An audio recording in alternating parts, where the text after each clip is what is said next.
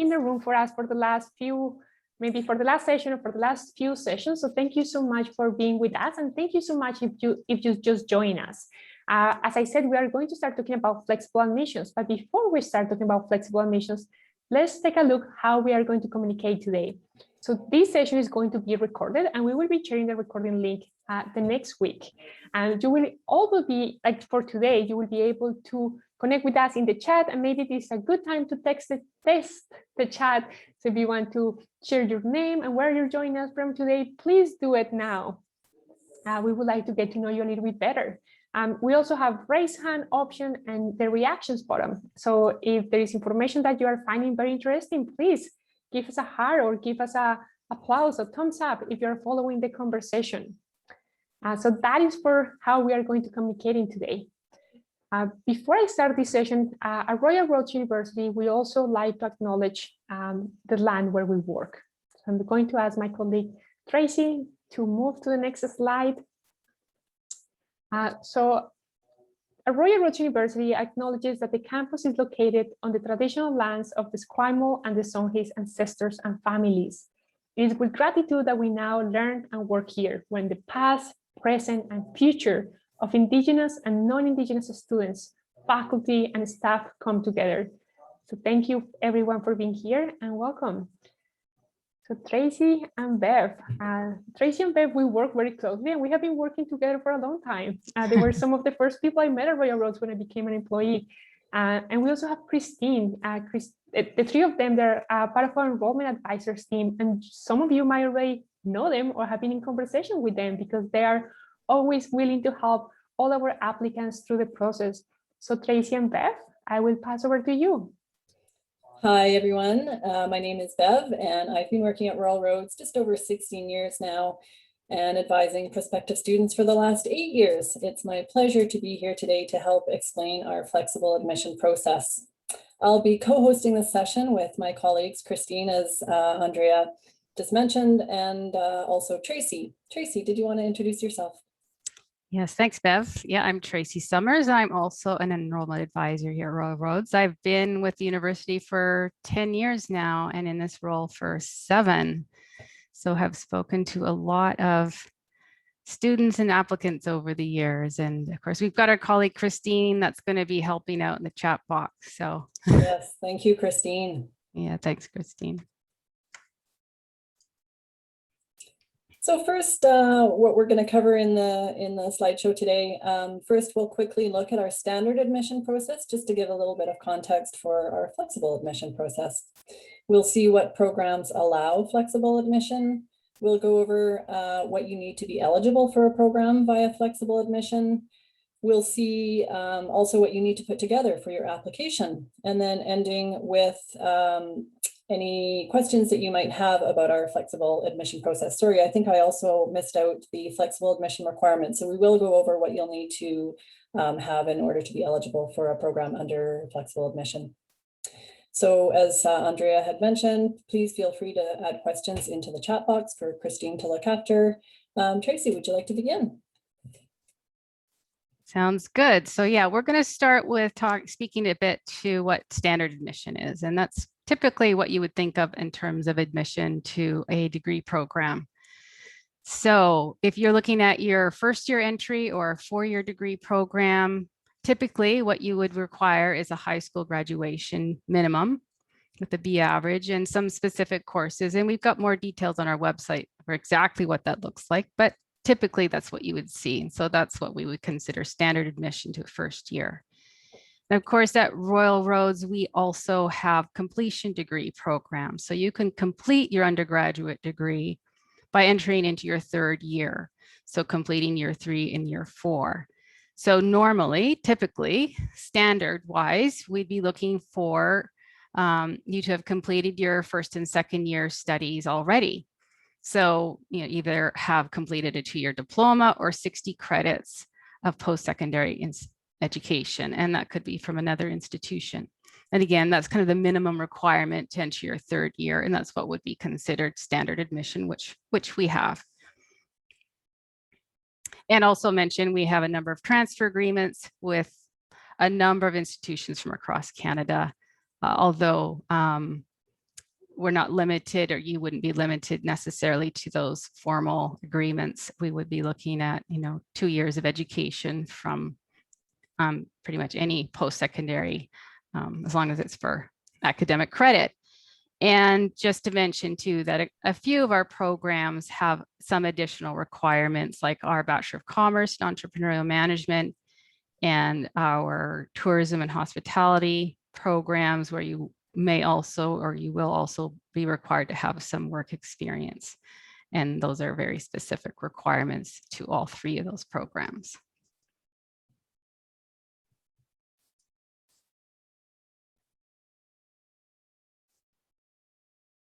Our graduate degrees, our standard admission requirements are an undergraduate degree at the very minimum.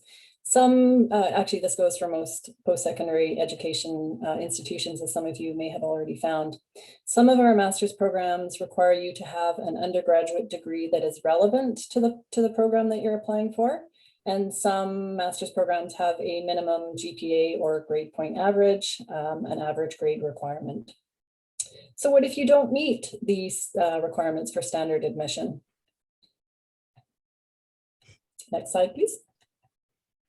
Well, we, the Royal Roads, we look at you and where you are in life, and we evaluate you based on a combination of your formal education, your informal learning, and the real world life experiences that you've earned.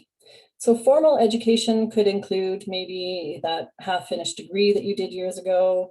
Maybe you've done a few college or university courses, but never gained a credential. Informal learning can look like professional development, workshops, maybe some specialized training that you've done for work. And sometimes navigating through everyday life can be a real learning experience where you've honed some particular skills. Honestly, I feel like we've all honed some pretty special life skills in the last year. Next slide. So yeah, further to what Bev was saying, what is flexible admission? So it is a student-centered, case-by-case holistic approach. And holistic is probably the most, the best word to describe it, because we're not just going to look at your academic or education, but as Bev said, we're going to look at your training, the skills and knowledge that you have obtained through other means, whether it's your professional life, volunteer life, your personal life, etc. And each application is assessed on its own merit. And it also recognizes evidence of your prior learning accomplishments, as we've spoken to. So we recognize that, knowledge, skills, and wisdom that you've gained or acquired in other ways in work and life can be comparable to having formal education in a particular discipline. And again, there's very specific requirements depending on the program that you are interested in. So we're just kind of covering the broad base in this particular info session, and but it's quite detailed requirements depending on the program that you're interested in. And of course, flexible admission assessment is in accordance with Royal Roads University's flexible admission policy and practices.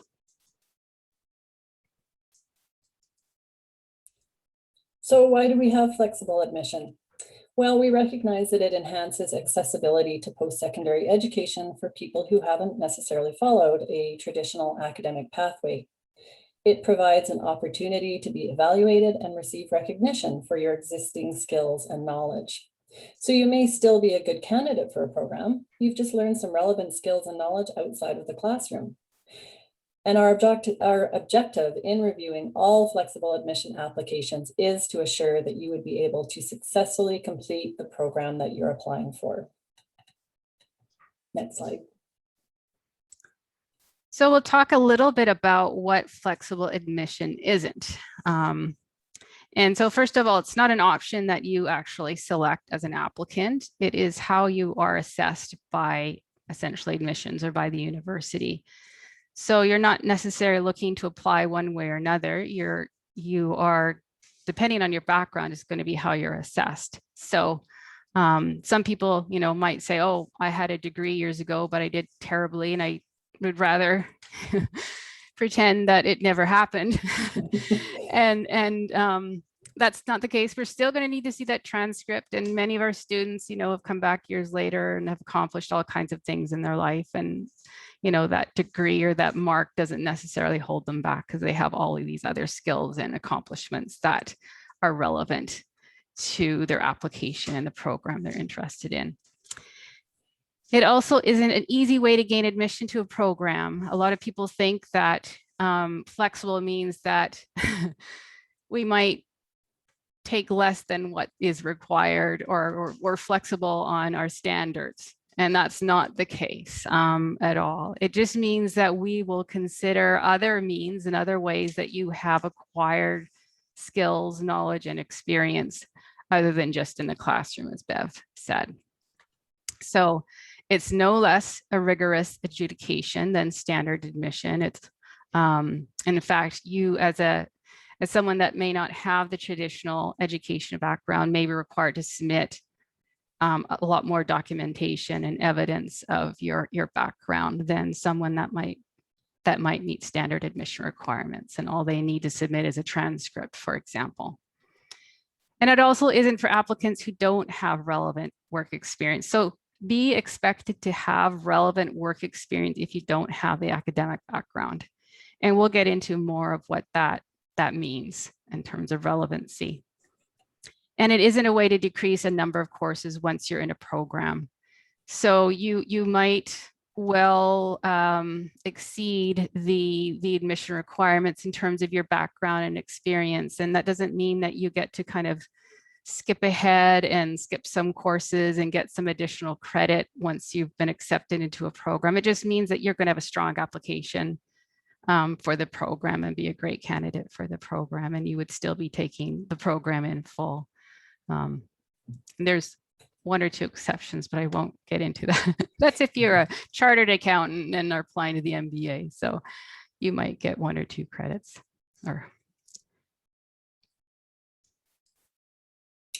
So our applicable programs, which programs allow for this flexible admission route? Most of our programs do, however, there are some exceptions.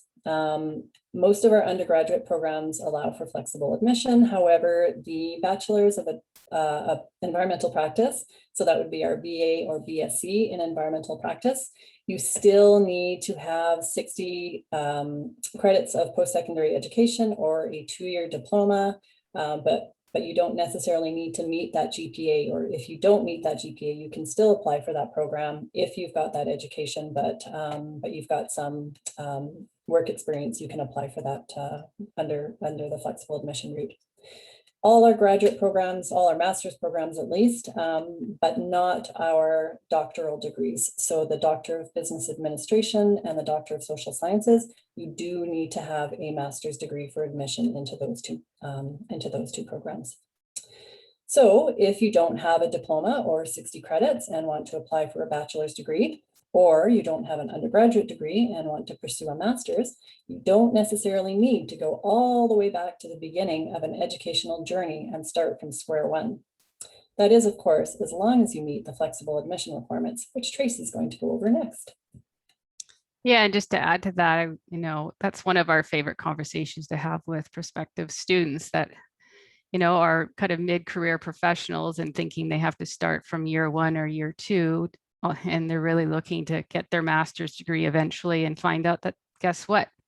They've got the background to go right into a master's degree and carry on with their educational goals. And so that is the benefit of not self-selecting yourself out and speaking to one of us before you apply. It's pretty exciting to be able to find out that you may be eligible for a master's degree when you don't have any previous education. So flexible admission requirements. So this is not a one size fits all process. So when we talk about standard admission, that's kind of the educational requirement. And then we might, and on our website, you'll see detailed flexible admission requirements, and that might speak to if you don't have any academic background. And so there might be a real considerable or extensive work experience and maybe even leadership experience in that area, depending on the program and whether it's an undergraduate or a graduate program. but you might fall in the middle of those two things. So it might be a combination of education and experience. So, you know, it's more of a scale and a spectrum of where, or a spectrum where you might fall in that. So in terms of relevant work experience, the onus is on the applicant to basically to speak to the relevancy of your background to the program that you're applying to. And again, that is an expectation, if you look at any of the program specific requirements, to have some kind of relevant work experience. And so you need to be able to articulate that and demonstrate that, and how it's related to your chosen program. And so if you can make a good case to how it's all connected, you could have a strong application for the program. And also what comes up very commonly for anyone that's being assessed through a flexible admission, so that may not have the academic background, there are some preparatory courses that are common requirements for entrance into a program. And the most common requirement is a course called Academic Writing Critical Thinking. And that's an 8-week online course. And that helps prepare you for, you know, studying a rigorous program of academic studies. And that if that is required, which is most common and most likely, you would have to complete that before starting your program. Not necessarily before you apply, but before you actually begin the program. And so since that's a 2-month-long course, we recommend that you contact us sooner than later to kind of get a better understanding of the timing of all of these aspects of the application and admissions process. And then there's also some preparatory courses for our business programs and the BA in International Hospitality Management. And so if you don't have a lot of numeracy background, there are several different courses depending on the program that you're interested in that are recommended. And again, that may be requirements of acceptance into the program. I think that's it for that.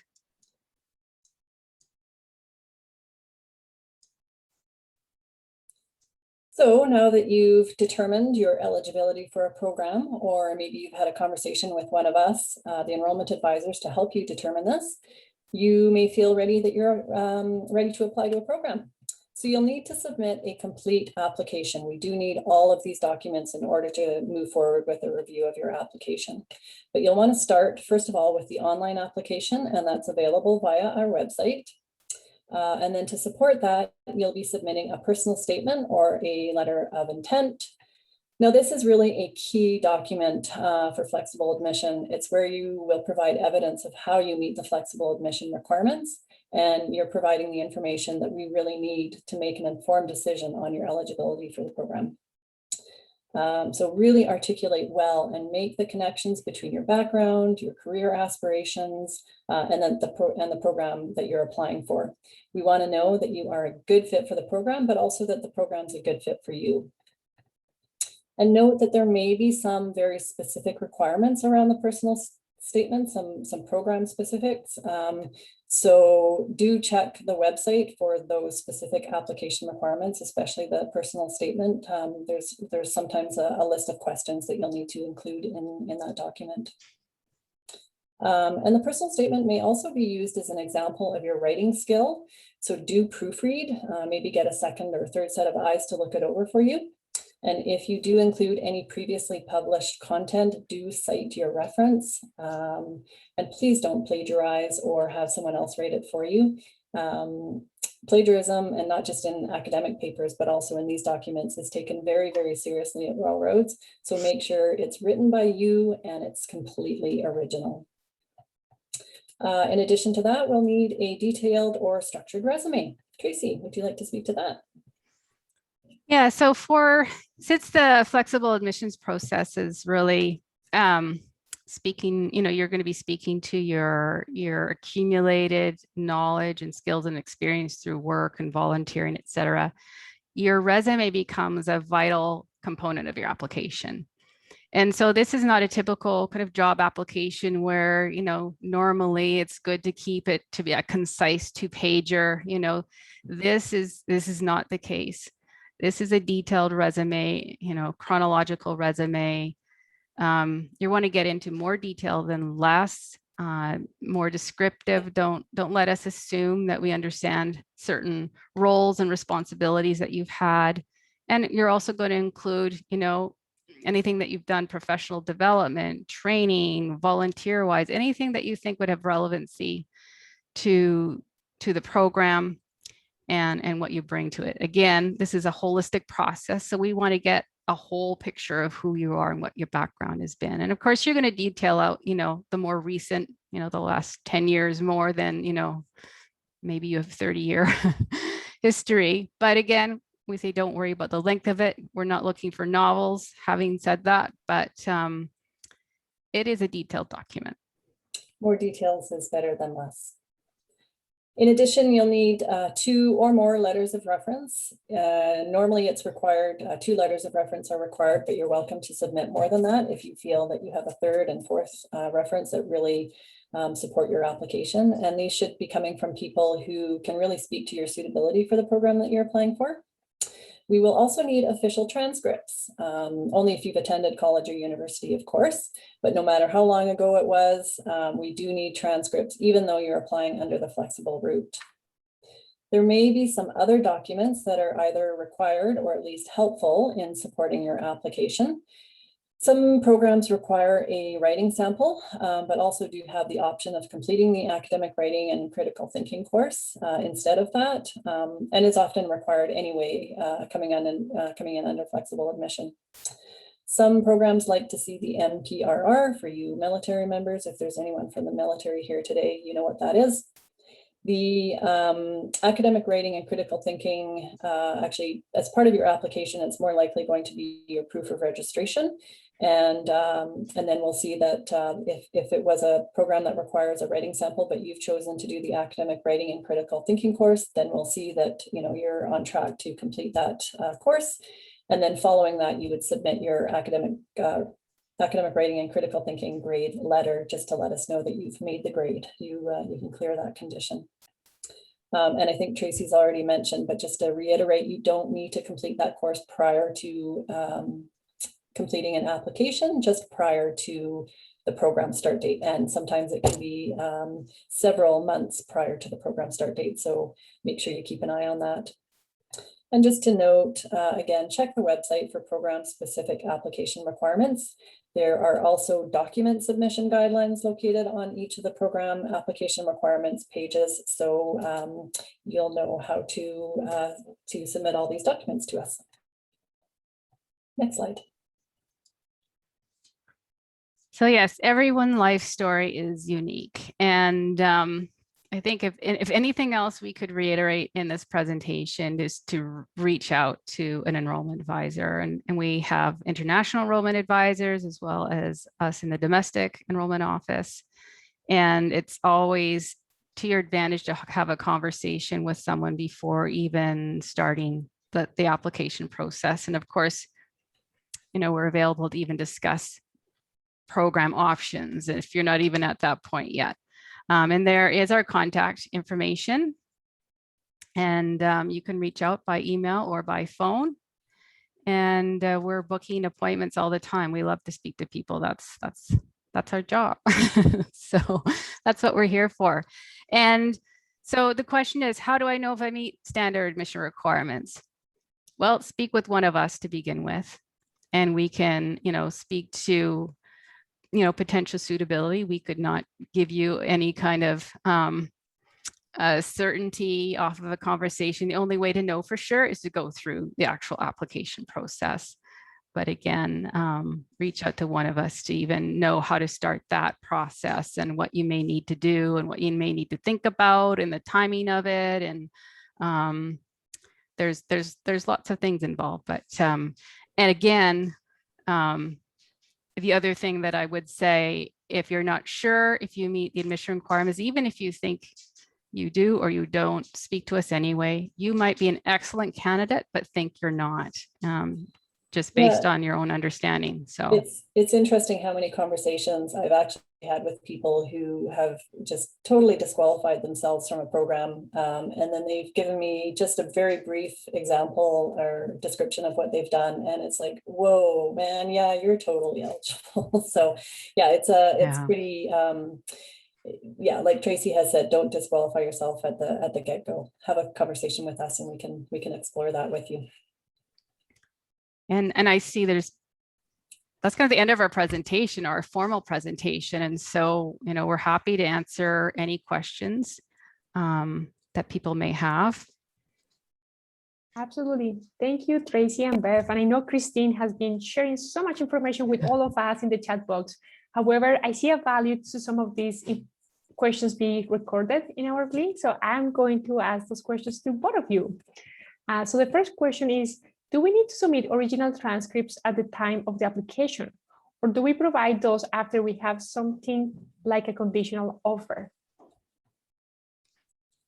Would you like to take this one, Bev? Sure.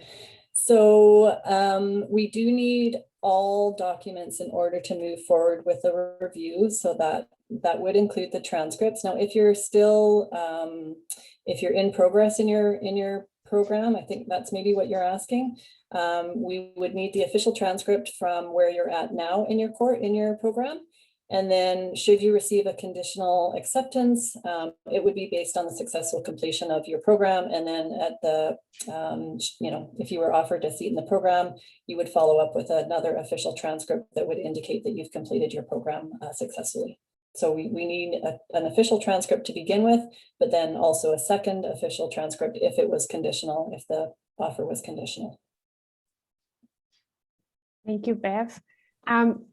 We have a question for about how that flexible admissions will look like for the master degree. I know each program might be slightly different, but one of the people in the call kindly shared an example. So I'm going to share with the example with you. What is an example of a minimal level of education required beginning a master degree? For example, will a 2-year diploma be sufficient experience to begin a master's in interdisciplinary studies, or will be rolled involve completing a bachelor degree before? I can take a crack at this one. So in of itself, a 2-year diploma would not be sufficient to go into a master's degree. That would be sufficient to go into a bachelor's degree. Now, if you had some considerable experience related to the area of study, of course, the interdisciplinary studies still requires you to have kind of an area of interest in studies that you are looking to pursue. And I don't want to just pull it off the top of my head, but you may need, for example, like 5 years of relevant work experience in addition to a 2-year diploma.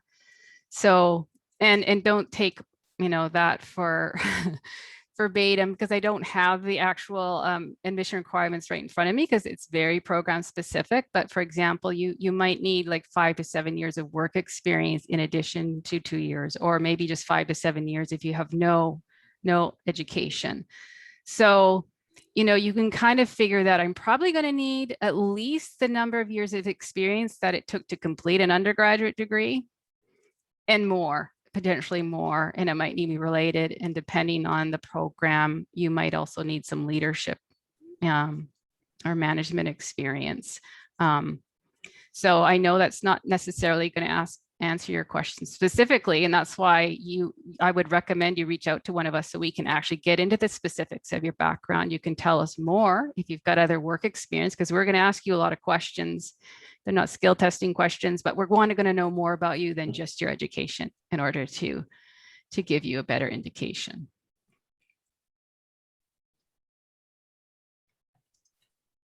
Thank you, Tracy. I don't have any other questions at this point, but maybe there's a question about returning to campus, but I'm happy to cover that part after this session. But maybe would you like to add any tips or anything that you will say to people, please do before they apply, or please contact us before you decide that you might not be a good fit for this program? Anything that you would like to share with people? Well, we also thought of even talking about a couple of examples, and I know you had a good example, Bev, around graduate flexible admission, what that might look like. Maybe you want to speak to that? Sure, yeah. I see quite a few in the disaster and emergency management program specifically. I see quite a few prospective students who have been practitioners in the industry for many, many years. You know, maybe they started straight out of high school or when they were quite young, and they've worked their way up in their organizations and gained a lot of skills and knowledge. And now they want to do a master's because maybe they're getting on, or they just want a more office-based job and they want to do some management. And so they're looking at doing a master's. So they may not have had any education. So referring back to that question just now, what was the minimum amount of education? Well, sometimes people don't have any education, but they have a lot of at least 10 years extensive and related experience to the program that they're applying for. So that's something I've seen as well. Maybe, you've done that 4-year undergraduate degree, but you don't meet the GPA. Well, our humanitarian studies programs, we can still assess you under flexible admission, but you do need 5 years of, it's a little bit less number of years of experience if you've got the 4-year undergraduate degree, but you do need that work experience. If you didn't make that GPA in your undergrad, you had fun, you partied, you didn't really know what you wanted to do in life. But now, you've been working at least 5 years and you've kind of figured it out and now you're ready to do a master's. Well, yeah, you could very well be eligible under a flexible admission process. So I just say, give us a call, write us an email, connect with us. There's 5 of us on the team who are pretty available throughout the week. And we're happy to connect with you to have a further conversation. Thank you, Bev. So I think my takeaway is please connect with us. Please reach out if you are not sure. Everybody's journey is different, and we want to we recognize that journey, and we want to make sure that, I would say, like when you're choosing a university and a program, like a relationship, you want to make sure we are fit for each other. Like we have also what you are looking for, we are able to offer that to you. Well, Bev and Tracy, thank you so much for joining us today. And actually, I was wondering if you can help me. We have been giving some gift at the end of every session. So I'm wondering if each of you can give me maybe a question. And the first people about the content that you just shared. And the first person that responds every question will get a gift. Tracy, do you want to? Okay, yeah. So is flexible admission an easier way of gaining entry into an academic program? That's my question. There we go. That was an easy one. So Gonzalo was the first one answering the question, and the answer is no. Maybe Tracy, for those who might maybe join us later, can you share a little bit why is not the easiest way to apply into our programs? Well, it doesn't mean that it's harder. It doesn't mean it's harder to apply. It's not. It doesn't mean that you have fewer requirements or less requirements. So, but it's not hard. There's more involved, but I wouldn't say it's all hard. There's a lot of information we've thrown at you today, but again, we're here to kind of help assist you through that process. So you don't have to figure it out on your own. And I like how Gonzalo said at the end, flexible is not the same as easy. That's right. Yeah. It's just a different journey. So thank you so much. Okay. So as I said, the first person was Gonzalo. Gonzalo, if you can reach out to myself directly and share your details, we would be happy to send that information to you. Send you to gift. Bev, would you like to add a question? Oh, goodness.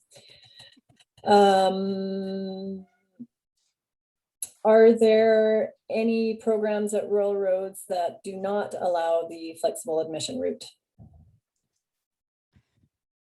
And if so, which ones? Okay. No, you don't have to answer the second part. So what is the correct answer, Bev? Yes, there are some programs at rural roads that do not allow flexible admission. So those would be our doctoral degrees and primarily doctoral degrees. Oh, we've got some people have been listening well. Yeah. Thank you so much, Tracy, Bev, Christine in the chat, and I also saw that Lisa and Rhonda, the full team was here. So thank you so much for all the support that you provide to prospective students and applicants. And as they said, they're available from Monday to Friday from 8:30 to 4:30 Pacific time. You can contact them by email as well as book an appointment directly with them. If you are an international student, there is also a team that will be happy to connect with you, and we have shared their email with you in this last slide. So thank you so much, Tracy and Bev, and I hope you have a wonderful day. Thanks, Thank you, Andrea. Andrea. Thanks, You too. everyone. Bye, everyone.